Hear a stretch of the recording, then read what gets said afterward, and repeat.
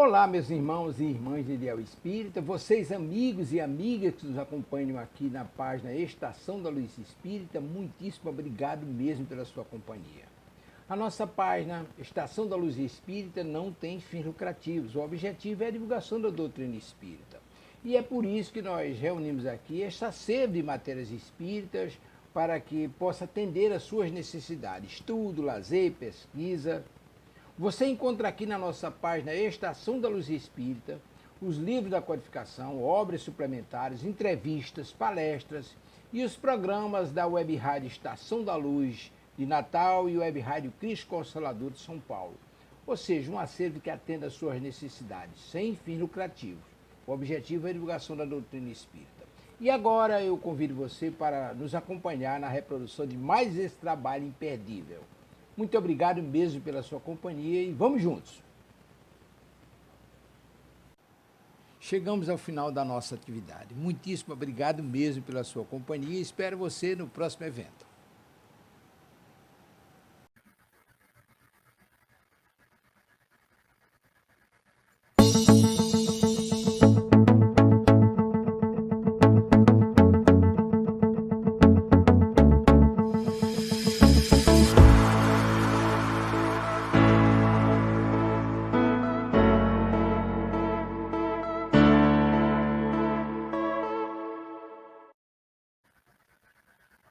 Muito boa noite a todos os nossos amigos, nossos queridos internautas que nos acompanham aqui pela Web Rádio Cristo Consolador em mais um programa Espiritismo e Atualidade. Eu, Cosme Deolindo, e a meu lado, minha companheira amiga, Silvia Almeida. Boa noite, Silvia, como vai? Tudo bem? Oi, Cosme, boa noite, tudo ótimo, graças a Deus. Boa noite a todos, né, que já estão aqui conosco e aqueles que vão chegar também, né? Com certeza, uma boa noite para todos. Pois é, vamos ver aqui os amigos que já estão aqui, vamos cumprimentá-los. Nossa querida Eronide, boa noite, Silvio Cosme, boa noite a todos, boa noite, querida. Boa noite, Eronide. Nosso amigo João Santana também, boa noite a todos, saudações fraternas, boa noite, João. Boa noite, João, amigo. Nossa querida Niura, boa noite, amigos. Oi, Niura, querida, boa noite, tudo bom? Que bom que você está aqui. Boa noite, Niura. Muito bem, pessoal. Como nós sempre fazemos, né, aqui na nossa Rádio Cristo Consolador, nós sempre oramos antes de iniciar os nossos programas, né? Então, eu vou pedir ao meu querido amigo Cosme que faça por nós a prece de abertura do programa de hoje. Cosme, meu querido, por favor. Sim, vamos fazer a prece para iniciar os trabalhos aqui no plano material, uma vez que o mesmo já começou no plano espiritual há muito tempo. Com certeza. Amigo Jesus, queremos lhe agradecer por mais essa oportunidade santa e bendita de todos nós estarmos aqui reunidos em seu nome para mais apresentação desse programa Espiritismo e Atualidade. Possam estar presentes aqui os nossos amigos espirituais, os nossos guias, os companheiros dessa web rádio que faz a coordenação e a direção, e que todos nós possamos refletir sobre as nossas melhorias, possam elas nos levar à nossa reforma íntima. E que todos nós, ao sairmos dessa reunião, estejamos com os nossos corações mais fraternos, solidários, amigos e irmãos. E que possamos dividir com todos as benesses que aqui recebemos. Os nossos parentes, os nossos amigos e também, Senhor, os nossos desafetos. Pois somos todos espíritos inferiores à procura da nossa elevação moral, que nos trará como consequência a evolução espiritual. Abençoe todos os nossos irmãos que nos acompanham nesse momento ao vivo, aqueles também que nos acompanharão através do compartilhamento desta transmissão, e que todos, Senhor, possamos nos fazer merecedores de todo esse amparo, de toda essa proteção e de todo aquilo que nós viemos aqui receber. Obrigado, Senhor, que assim seja, graças a Deus. Graças a Deus, né? Vamos, então, agora abrir o nosso evangelho, né? E ler um trechinho. E caiu para a nossa reflexão da noite de hoje o capítulo 27, Pedi e obtereis, eficácia da prece. Há quem conteste a eficácia da prece, com fundamento no princípio de que, conhecendo Deus as nossas necessidades, inútil se torna expor-lhes.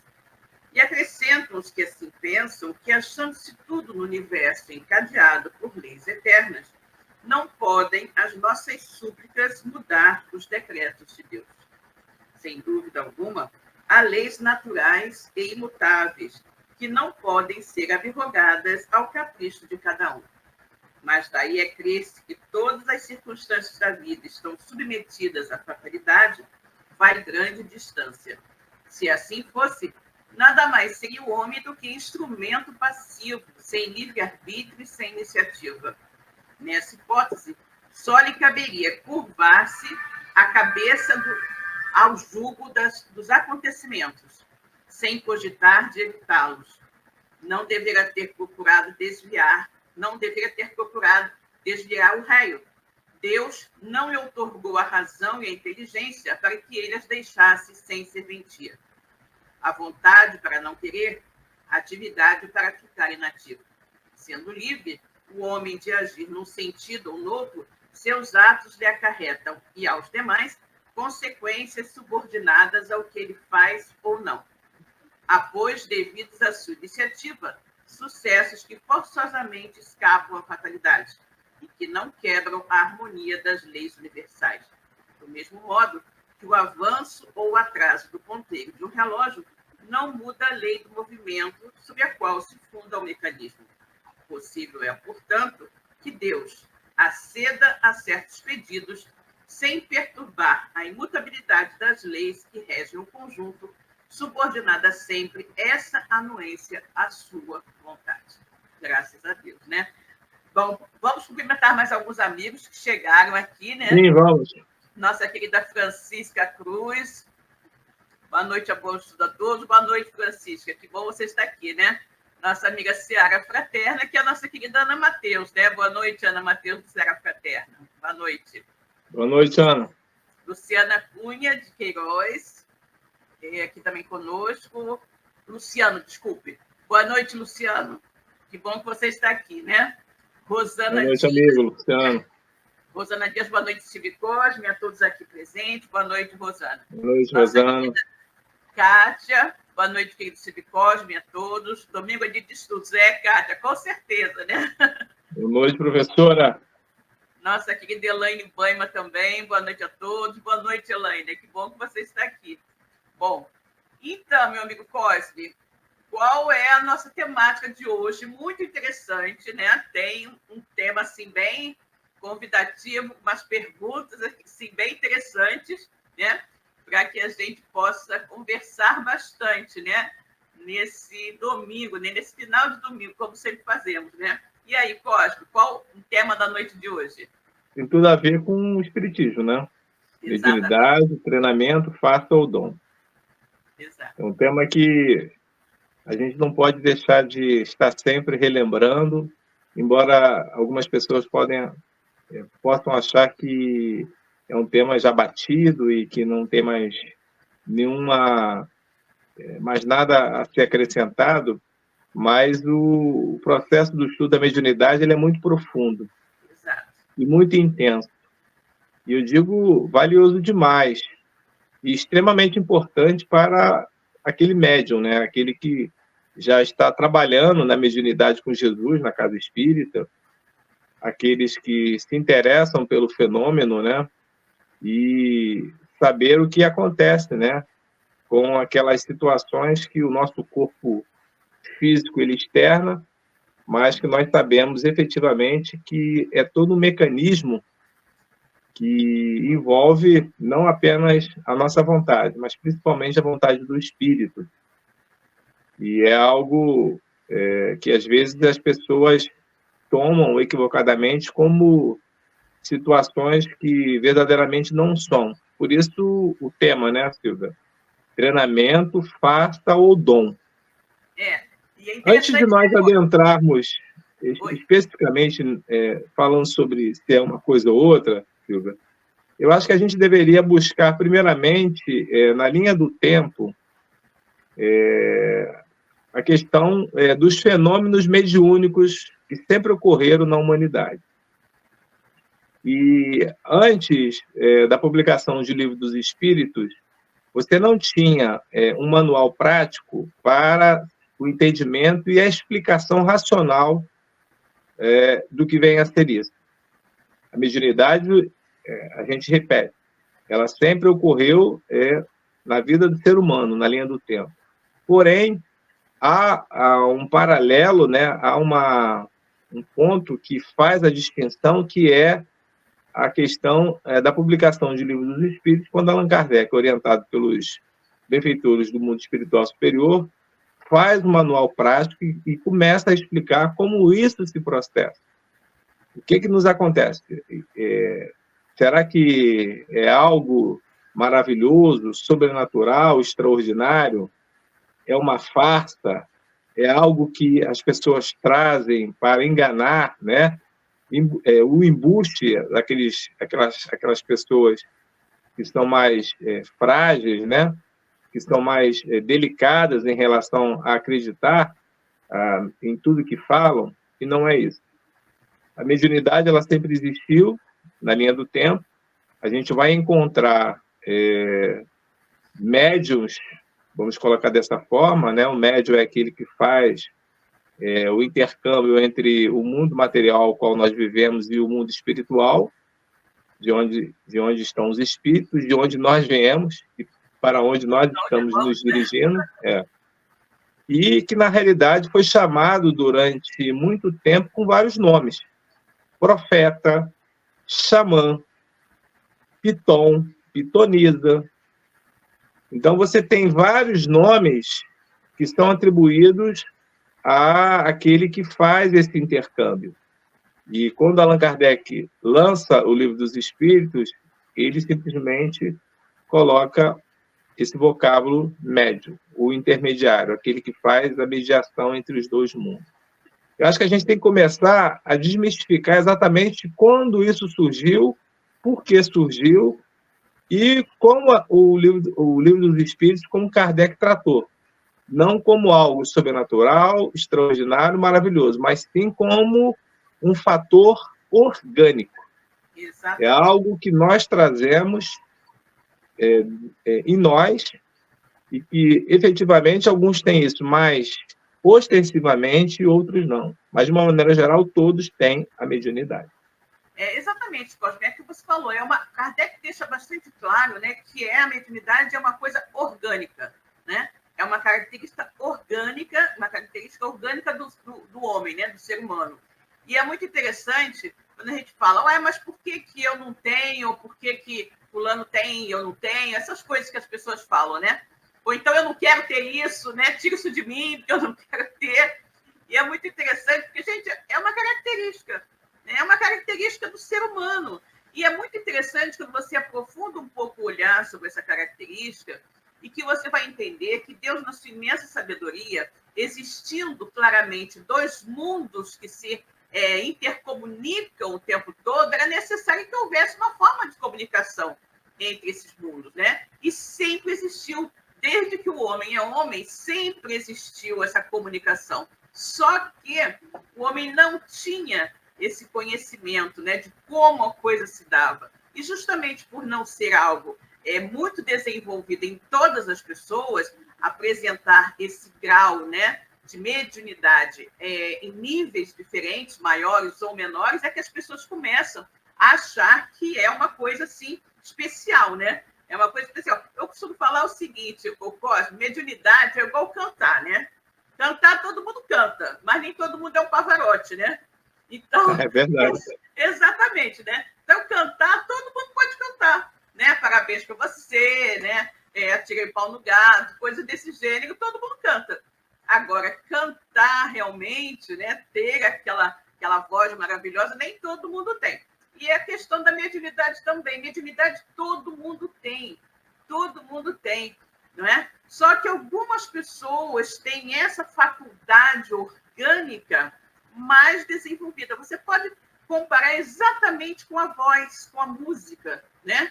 Algumas pessoas cantam com uma voz maravilhosa, lindíssima, e outros não, coitadinhos, são desafinados quando cantam, aquela coisa toda, né? Não sabe cantar nada. Ah, não, eu não canto, minha voz é muito feia, isso e aquilo. Exatamente, a mediunidade é exatamente isso, né? Exatamente isso. Uma qualidade, uma questão orgânica que uns têm mais desenvolvido e outros menos né, menos desenvolvida. Agora, também, né, Cosme, aí entrando mais especificamente no nosso tema da noite de hoje, assim como você também pode treinar o canto, você também tem a possibilidade de treinar a mediunidade, né? E Kardec aborda isso no Livro dos Médiuns, né, dizendo que, eventualmente, você pode treinar, né? Agora, o resultado desse treinamento não vai ser o mesmo para todo mundo, né? Por mais que você verdade. treine. É verdade. Exatamente. É verdade. E é interessante, Silvia, o que a gente está comentando aqui, e que desmistifica essa situação de que as pessoas, elas, a partir do momento que abraçam um segmento religioso, uma religião, acreditam que não precisam ter, não querem ter a mediunidade. E o que os amigos espirituais, e Kardec comprovou, é aquilo que você falou, é um fator orgânico e, portanto, ele vai se manifestar onde você estiver, dentro do segmento religioso que você escolheu. Então, você terá médiuns, espíritas, católicos, protestantes, judeus, budistas, etc, etc, etc. Evangélico. Tanto é que isso é uma comparação que a gente pode fazer, que quando a gente iniciou aqui o nosso papo dessa noite, a gente falou que, se observarmos a linha do tempo, essas manifestações, elas sempre ocorreram para a humanidade. E aí você tem, dentro das civilizações, fossem elas mais avançadas ou não, sempre alguém fazendo esse intercâmbio. E aí sendo chamado com o nome que era apropriado ao grupo ao qual ele servia. Profeta, xamã, piton, pitonisa, druida, seja lá o que for. Ou seja, já era a mediunidade se manifestando para essas pessoas que tinham essa capacidade mais ostensiva, que trabalhavam desenvolvidas e, de uma certa forma, mantinham essa relação com o mundo espiritual. Apenas para a gente ter uma noção, quando a gente começa a estudar um pouco a história da colonização brasileira, você tinha aqui no Brasil, logo no início, quando os portugueses chegaram, alguns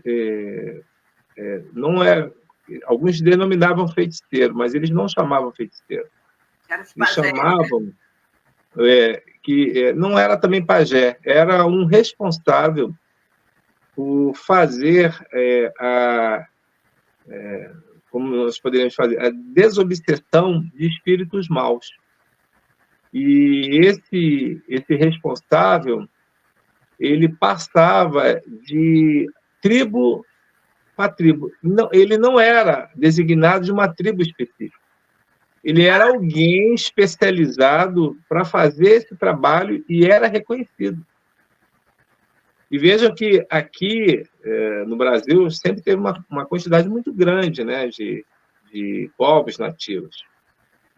E mesmo com civilizações, eu digo, bem fechadas, pequenas, já se tinha esse respeito em relação à questão da provocação de espíritos sofredores que vinham aterrorizar os vivos e que, portanto, precisava de alguém capacitado para que pudesse fazer esse intercâmbio e, de uma certa forma, depois deram vários nomes. O espírita chama de desobsessão, alguns chamam de fazer católico chama de exorcismo, né? O exorcismo.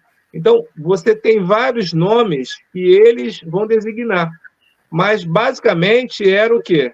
Era um especialista, alguém que era capacitado e que tinha reconhecimento dos grupos para que assim fizesse. Então, nas outras civilizações, nos outros grupos, também tinham. Por isso é que essa mediunidade, ela atravessa o tempo, e aí, a partir do momento que você tem a publicação de O Livro dos Espíritos, e com os livros que compõem a base doutrinária espírita, né, com o Livro dos Médiuns, que é o segundo livro, né, da sequência da publicação de Allan Kardec. Por que Allan Kardec publicou como número 2 a obra O Livro dos Médios? Porque ele sabia que os médios precisavam de um apoio.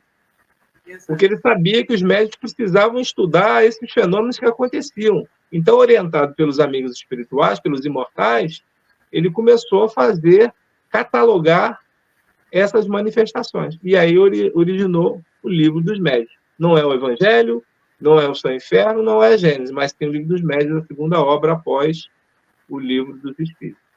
Exatamente, que fala das manifestações, né? Das evocações. Das evocações, manifestações, exatamente. Exatamente. Vamos cumprimentar aqui a nossa querida Luzia Santiago. Boa noite, queridos amigos, bom trabalho. Boa noite, Luzia, querida. A Luzia está aqui nos lembrando uma palavra, descarrego. Né? Exatamente. Descarrego. Exatamente. Agora, é importante que nós tenhamos em mente também o seguinte, né, Cosme? Que essas pessoas, né, essas pessoas que se dedicavam e ainda hoje se dedicam a esse tipo de trabalho, elas estão sempre sujeitas, de uma certa forma, à vontade do Espírito. Né? Por quê? Porque nós sabemos, sobretudo no mundo em que nós vivemos, né, que dificilmente nós vamos encontrar aqui, né, nesse mundo de provas e expiações, alguém que tenha uma força moral suficientemente grande, como era o caso de Jesus, que ordenava, e os espíritos, né? Os espíritos estavam ali obsidiando aquela pessoa e que se afastavam.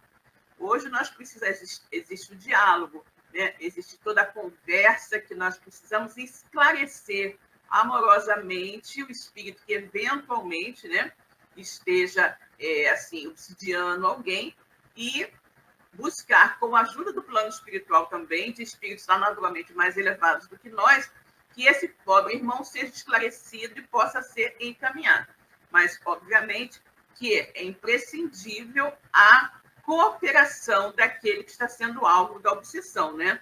Porque não existem palavras mágicas, nem banho disso, daquilo, que vá afastar o espírito se ele não quiser, eventualmente. Né? Só um adendo aí na nossa matéria aí sobre mediunidade, né, Cosme? A gente está abordando que essas manifestações, apesar de elas não estarem catalogadas de uma maneira geral, você não tem um livro que catalogou isso, pelo menos até hoje você não descobriu nada. Você tem um livro muito bom, que é o Livro dos Mortos, dos Egípcios, você tem lá uma obra muito bem elaborada, né? Não só do ponto de vista social, mas também religioso, mas que você não traz com características e especificações tão profundas como o Livro dos Médiuns e o Livro dos Espíritos. Você não tem isso.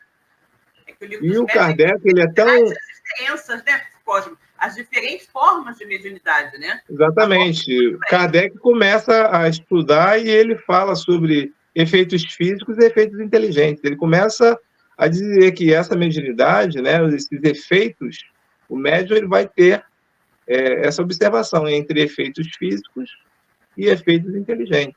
Já começa por aí, já é um grande avanço. Exato.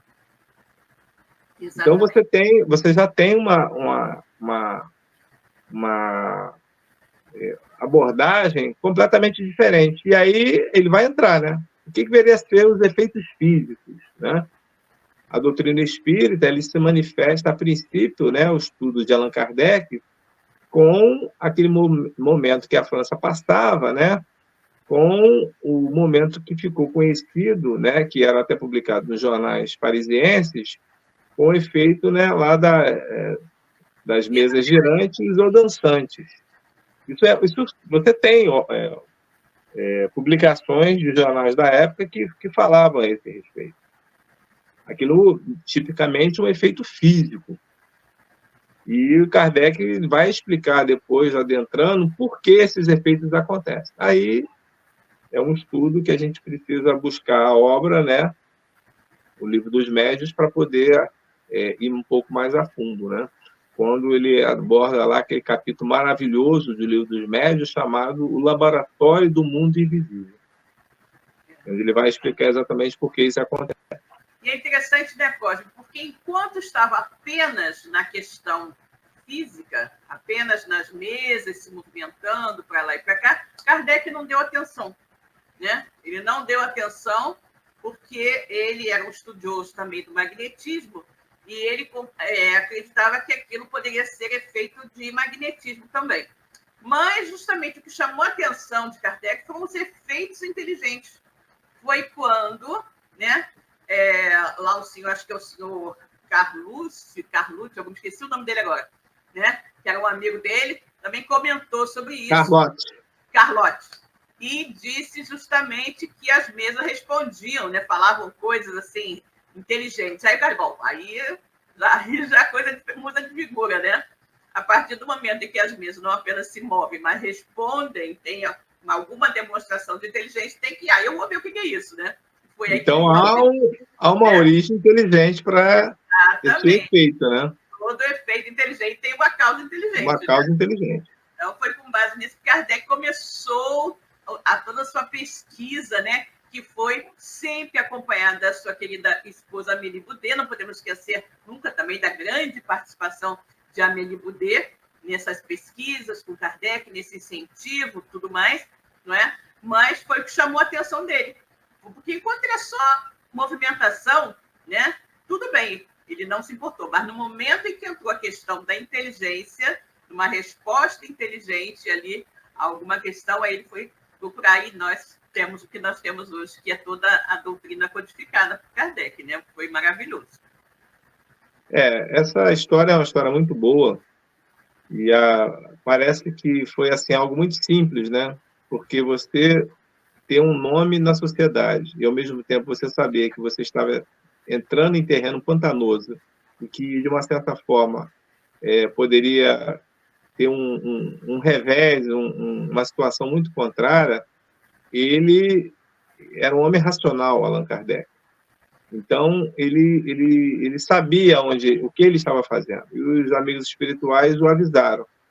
E haveria muitas pessoas que virariam as costas para ele. Porque ele estava seguindo um caminho que as pessoas não queriam, não estavam buscando. Exatamente. Então, a obra, a codificação espírita, ainda hoje você ainda tem grande dificuldade, né? Apesar de você ter conhecimento, você tem grandes dificuldades, mas muito mais pelo próprio desconhecimento das pessoas. Não digo apenas as pessoas leigas que não conhecem a doutrina, mas o próprio espírita mesmo, né? De estudar suas origens, saber exatamente como surgiu, o que a gente está falando. Isso é muito importante para a gente poder fazer essa reflexão. Então, quando a gente pergunta lá, né, no início do programa de hoje, mediunidade, treinamento, farsa ou dom, a gente já pode começar a tirar uma ideia para poder responder essa pergunta que é o tema da noite. E que, de uma certa forma, desmistificar também que é uma situação que não está atrelada a um segmento religioso. Muito pelo contrário. Ela está relacionada ao ser humano, à humanidade. Então, a mediunidade ela vai se manifestar, seja onde for, na religião que for, e vai ser apresentada. Muitas pessoas, infelizmente, foram tidas como loucas, como feiticeiras, como pessoas impróprias, porque divulgavam certas situações que as pessoas não entendiam. Como você explicar que alguém estava do seu lado lhe rememorando situações que só você conhecia? Pessoas que, às vezes, são parentes seus, são desafetos, são amigos. Como você relembrar uma situação como Swedenborg, a observar uma situação que estava acontecendo a quilômetros de distância, algo que era impensável, né? A pessoa está descrevendo naquele momento algo, um incêndio, uma situação que estava acontecendo a muitos quilômetros de onde ele se encontrava. E quando as pessoas elas se davam conta que de fato isso ocorria, simplesmente diziam que isso era uma besteira, que isso era um embuste e que, de uma certa forma, a própria Bíblia, né, no Velho Testamento, proibiu isso, porque Moisés tem uma passagem lá no Antigo Testamento que ele fala a esse respeito, né? Proibia o intercâmbio, né? Mas a gente tem que entender qual era o contexto, né? Exatamente. dessa situação. Ele falou isso, né? Qual era o contexto? Por que isso estava acontecendo, né? E quando você vai buscar essa informação, você vai ver que tem todo um envolvimento muito maior do que simplesmente você pegar e destacar um trecho dessa passagem e dizer, olha, tá vendo? Moisés abordou isso e é assim que deve ser feito. Por que ele estava fazendo isso? Qual era a intenção dele quando ele fez isso? Exatamente. Coibir os abusos, né? Que eram demais. Os abusos, exatamente. E era o que ele tinha que fazer. E ele não só proibiu isso, ele proibiu muita coisa. Exato. Mas sempre com fundamento, né? Com motivo, explicando exatamente por quê. Ele sabia. E logo Moisés, né? Que era um grande médium dos efeitos físicos, né? Porque exatamente. Ele que era um grande médium de efeitos físicos. Exatamente. As tábuas da lei, né? Que foi ali a escrita direta, né? Que nós temos aquele exemplo de mediunidade de escrita direta, foi que ele recebeu, né? Ele estava ali segurando aquelas pedras e as letras foram impressas nas pedras graças à sua mediunidade, né? Graças à mediunidade. Então, obviamente, naquela época as pessoas diziam, foi Deus que escreveu, foi Deus que mandou isso e aquilo. Mas tudo nós temos que entender o contexto, né, Cosme? Essa foi a primeira revelação de Deus à humanidade, né? Através dos 10 mandamentos, das tábuas da lei, que Moisés, como médium de efeitos físicos, recebeu ali no Monte Sinai, né? E era tudo assim, muito, muito de acordo com a evolução moral, né? A evolução moral, intelectual do povo da época, né? Naquela época tinha que ser pão, pão, queijo, queijo, né? Não matar, não roubar, não cobiçar a mulher do próximo, não fazer isso, não fazer aquilo, tudo muito direto, né? Não, não, não, não, né? E, inclusive, a questão do guardar o sábado, porque as pessoas realmente não tinham consideração com ninguém, né? Nem com os animais, nem com os servos. Se não houvesse em lei escrita ali, dito por Deus, né? Que o sábado não podia fazer nada, as pessoas iam trabalhar até morrer, como acontecia com os animais, com os servos, com todo mundo. Então, essa ideia, inclusive, desse guardar o sábado, não tem nada de místico, mas uma forma, né? Que os amigos espirituais encontraram de garantir um dia, ao menos, de repouso para os animais e para as pessoas, né? Para os servos. Então, você tem ali a questão de guardar o sábado, né? Então, era preciso que fossem coisas assim, muito, muito diretas, em virtude justamente, né, do nível evolutivo da humanidade na época. Depois você tem Jesus, né? Você tem Jesus que já vem mostrando um outro Deus e que já vem fazendo, né, atos de mediunidade, né, de desobsessão muito claros, né? Muito claro. A mediunidade pura que Jesus exerceu fortemente, né? O processo de desobsessão, o tratamento com os irmãos menos felizes que estavam ali envolvendo, tudo isso Jesus fazia, e também o fato que nós sempre temos que lembrar que os seus apóstolos também não foram escolhidos a esmo, né? E também eram, né, médiuns com uma mediunidade mais avançada do que a maioria das pessoas. Foi esse um ponto, né, que garantiu que Jesus escolhesse determinadas pessoas para o seu apostolado, né? Silvia, você falando de Jesus, você tem esse grande repositório que é a Bíblia, né? São os textos ditos sagrados, né? Sagrados, como grandes situações mediúnicas, né? Eventos, né? De mediunidade, tanto no Velho Testamento quanto no Novo Testamento. A passagem do Novo Testamento, para a gente citá-lo, quando no Pentecostes, né, que a gente vai ter a Semana Santa aí, próximo, né, está muito perto, é o grande momento da cristandade, quando, na realidade, os ali, já apóstolos, não mais discípulos, eles se manifestam, né, naquele fenômeno mediúnico chamado da xenoglossia. quando eles falam línguas estrangeiras para que aqueles que ali se encontravam, eram muitos judeus, pudessem entender o que eles estavam falando. Eles não falaram isso por acaso. Eles falaram na língua daquele judeu, né, da diáspora que morava fora e que visitava Jerusalém nessa época para poder entender. E esse momento do Pentecostes é o grande momento do cristianismo. É o grande momento em que é o start para esse cristianismo ele se firmar exatamente como um crescimento das mensagens de Jesus. Exatamente a partir daí. E você tem, não só esse, né, mas vários momentos dos próprios evangelistas relatando situações em que Jesus, né, fazia aqueles atendimentos e colocava, com a sua questão da sua espiritualidade, né, porque há 3 fatores que envolvem, né, o exercício dessa mediunidade. O espírito, a matéria, né, a vontade. Precisa disso. O espírito, a matéria e a vontade. A matéria somos nós, os encarnados.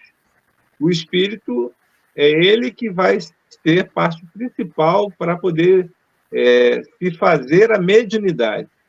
E essa vontade dele para que isso aconteça. Então, você tem exatamente o material básico para que isso se processe.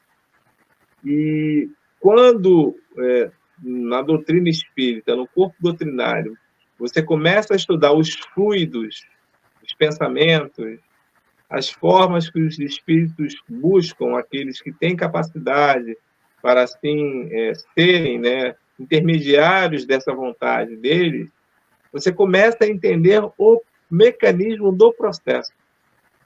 Então, Jesus não precisava, porque é o espírito mais perfeito que já esteve aqui entre nós, né? Ele, com seu perispírito extremamente avançado, seu pensamento elevadíssimo, como era, tinha e conhecia as capacidades do ser humano no seu âmago. Em várias passagens, você tem Jesus curando, orientando, fazendo as explicações, as orientações necessárias para aqueles que o procuravam. E sempre dizendo que é o Pai quem fazia. E que, na realidade, as pessoas só recebiam porque tinham merecimento para isso. Não era algo, você eu quero que tenha, você eu quero que não tenha, não. Mas pelo merecimento de cada um. E ele dizia, se continuar na mesma situação, pior será. E é a questão da reforma. Tem que se reformar. Exatamente. Vai e não peques mais, né? Se não quiseres que algo pior te aconteça. Exatamente. Não te aconteça, exatamente. Tinha a oportunidade, né, da reforma, da mudança, porém era necessário que a pessoa fizesse sua parte também. Como a gente sempre fala, né? Nos processos desobsessivos, tudo isso a gente sempre diz que existe uma ligação entre o obsessor e o obsidiado, né? E que essa ligação só vai se desfazer se o obsidiado mudar a sua maneira de ser, né? Porque se ele não mudar, sai um obsessor e entra outro, né? Porque justamente são as coisas que vão acontecendo. A Ana Matheus tem uma colocação assim, bastante interessante. Vamos ver aqui. Ela coloca para a gente o seguinte: tenho percebido como a mediunidade se modifica de acordo com o caminho de quem a utiliza, ou seja, do médium, né? Muito interessante. Aqui temos alguém aqui também que nos dando boa noite. Depois a gente volta à pergunta da Ana Matheus, a colocação da Ana Matheus. Aqui, Tico e Teco. Boa noite, amigo. Tico e Teco 3. Ok. Bom, voltando aqui à questão da Ana Matheus, ela dizendo, né, que a mediunidade, ela tem observado que a mediunidade se modifica de acordo com o caminho de quem a utiliza, do médium. Exatamente. Isso é uma questão muito bem colocada, porque nós sabemos também da questão, né, Cosme, da perda ou suspensão da mediunidade, né? Perda ou suspensão da mediunidade. Então, o que acontece? O médium ele pode começar a trabalhar, ter um início de mediunidade, né? Assim, um pouquinho mais incipiente, com o tempo, com a sua dedicação, com o seu estudo, com a seriedade com que ele tratar a sua mediunidade, ele pode até vir a desenvolver outras mediunidades que ele nem imaginava, né? Por exemplo, uma pessoa que nunca teve evidência de coisa alguma, de repente pode acontecer dela começar a desenvolver a questão da mediunidade, né? E aí a gente vai falar sobre a questão de que a pessoa pode desenvolver, né, determinadas habilidades mediúnicas. E a questão que a Aninha falou, de acordo com o caminho, né, que o médium resolver trilhar, ele pode, pela sua maneira de ser boa, né, ampliar a sua mediunidade, o seu trabalho, ampliar a sua conexão com os bons espíritos, e se ele não estiver usando corretamente a sua mediunidade, como nós costumamos falar, a mediunidade com Jesus, ele pode também ter a perda ou a suspensão da sua mediunidade, né? Segundo os amigos espirituais, de uma certa forma, vão impedir que ele utilize a mediunidade para alguma coisa que não é boa, né? Que não seja muito boa. Então, pode acontecer também, né? Pode acontecer também esse fato. E é interessante também nessa questão do treinamento, né, Cosme?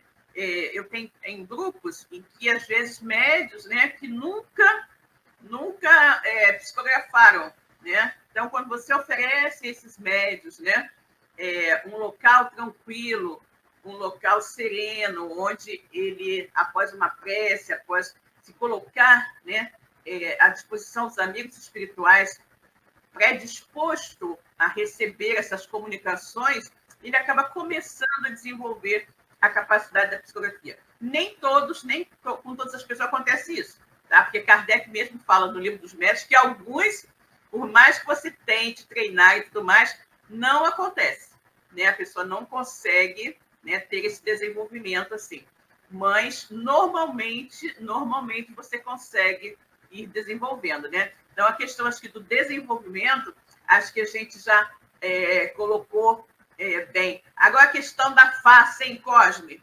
Que nós vimos muito essa questão da face, e até hoje, né? Até hoje, ainda podemos observar algumas situações, assim, de pessoas que naturalmente não estão seguindo o ensinamento de Jesus de dar de graça o que de graça receberam, né? Então, todas as vezes que tem aí algum tipo de cobrança, né, aliada a algum fato supostamente mediúnico, você tem que ficar esperto, porque não deve ser verdadeiro, né?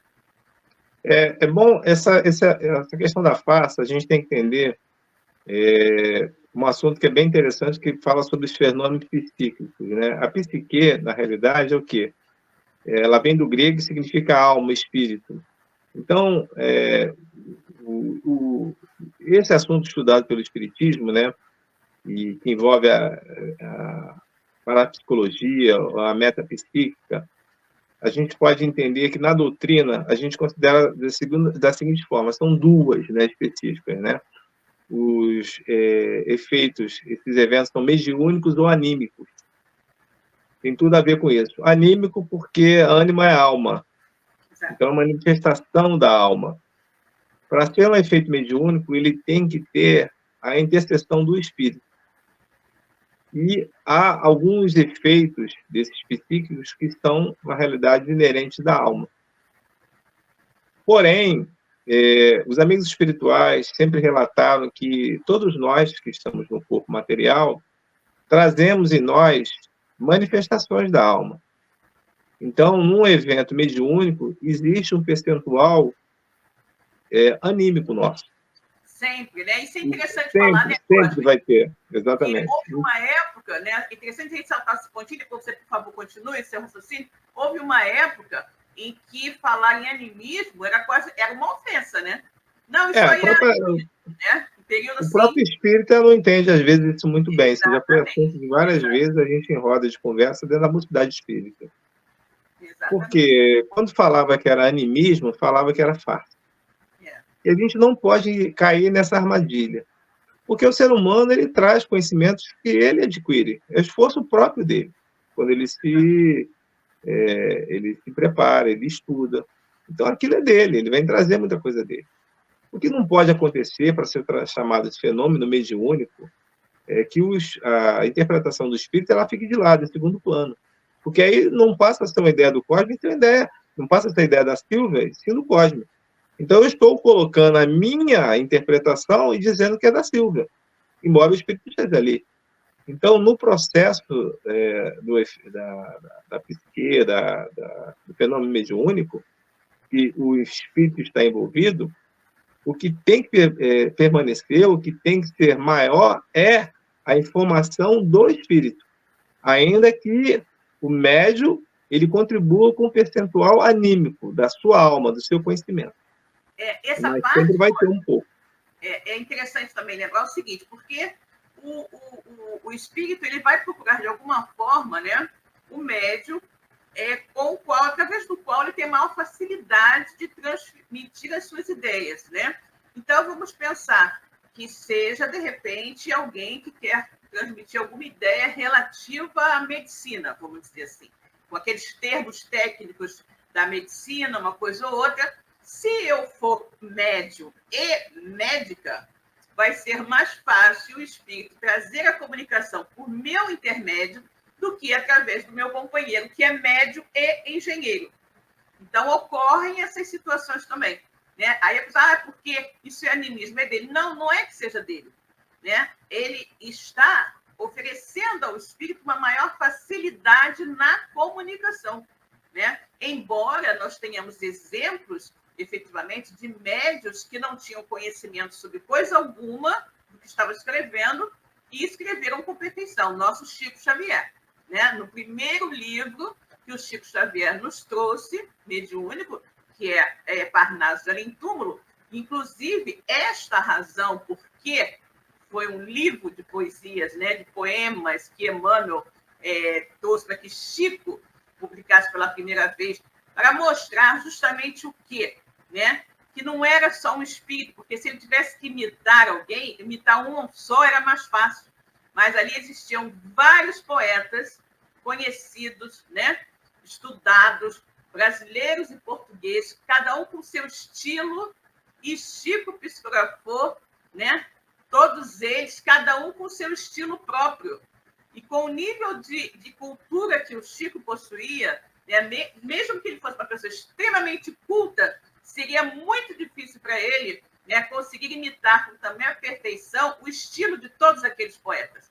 Então, o Parnaso de Além Túmulo foi importantíssimo para consolidar essa realidade da mediunidade, da comunicação entre os dois mundos. Né? Porque se tivesse sido... Ele poderia ter trazido, por exemplo, há 2000 anos, o primeiro livro, poderia ser um livro de Emmanuel, mas era um espírito só, era muito mais fácil, né, de ser dito, considerado uma farsa. Mas Parnaso de Além Túmulo, todos aqueles poetas brasileiros e portugueses, cada um com seu próprio estilo, e Chico Xavier, que mal tinha o estudo fundamental, que não tinha um estudo fundamental completo, não é? Ele escrever com aquela perfeição realmente é um fato mediúnico, né? Incontestavelmente mediúnico. Agora, outra coisa, Silvia, o que a gente não pode dizer nem condenar é que um fenômeno anímico ele seja completamente um embuste. Exato. Não é isso. Ele não pode. O que a gente não pode dizer é que ele é um efeito mediúnico. Ou seja, você não pode passar seu pensamento informando que é outra pessoa. Aí passa a ser um embuste. Aí você está, na realidade, se servindo de um nome de alguém para passar suas ideias. Aí isso de fato é ruim. E era exatamente por isso que já durante muito tempo isso já ocorreu em vários momentos da civilização. Né? As pessoas, até para poder se acharem especiais, dizer que aquilo era exclusivo e tal, e passavam por nome de autoridade, de pessoas que elas sabiam que teriam uma grande recepção em relação ao que ela fosse dizer. Mas isso, na realidade, isso passa a ser um embuste. Agora, o fenômeno anímico, que é uma emancipação da alma, é o que é? Um movimento do médium. Ele está passando. Agora, mediúnico não. Mediúnico tem que ter o envolvimento do espírito e esse movimento tem que ser o maior. A ideia tem que ser do espírito. Exatamente. Ainda que você contribua com uma parte. Exatamente. Obviamente que o médium, não sendo um médium inconsciente, né? Se ele está exatamente. Ele vai ter o cuidado de escrever com correção, uma coisa ou outra, a pontuação, tudo certinho, né? Tem a passar pelo seu crivo também nessas colocações. né? É por isso que, no início da mediunidade, muitos médios dizem o seguinte: eu não sei se a ideia é minha ou se a ideia vem de um espírito. Mas aí o médium tem que pensar o seguinte: você está pensando nisso? Você está pensando, você está com essa coisa na sua cabeça? Você alguma vez pensou nisso?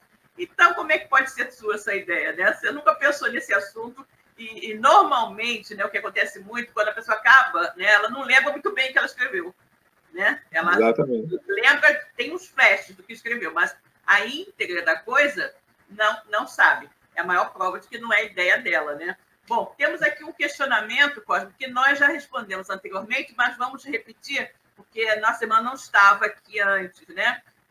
Tipitec 3 está dizendo o seguinte: possuir a mediunidade é uma coisa e ser médium ostensivo é outra, não?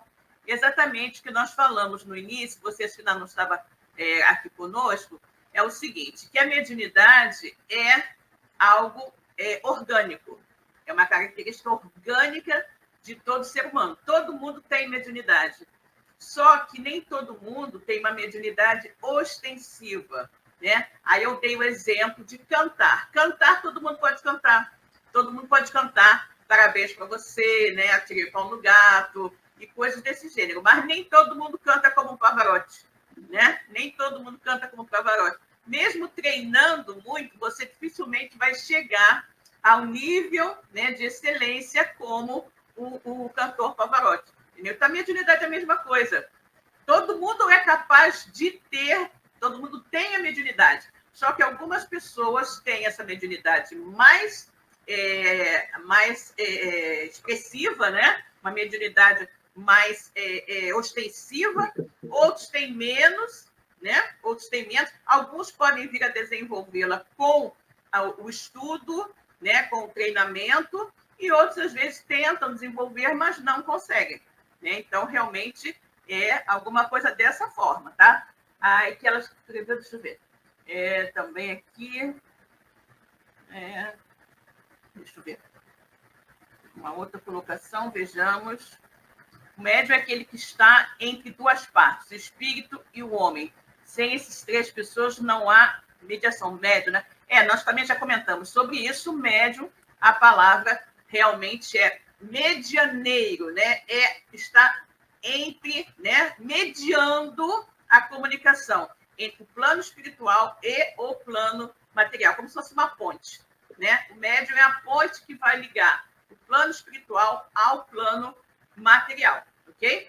A Seara Fraterna, a Ana está dizendo aqui, vejamos, lembrei de Ivone, que escreveu suas memórias de outras vidas, exatamente, Ivone escreveu Memórias de Outras Vidas, né? Ela escreveu com o auxílio do Charles, né? De outros espíritos que foram relatando fatos da vida dela, né?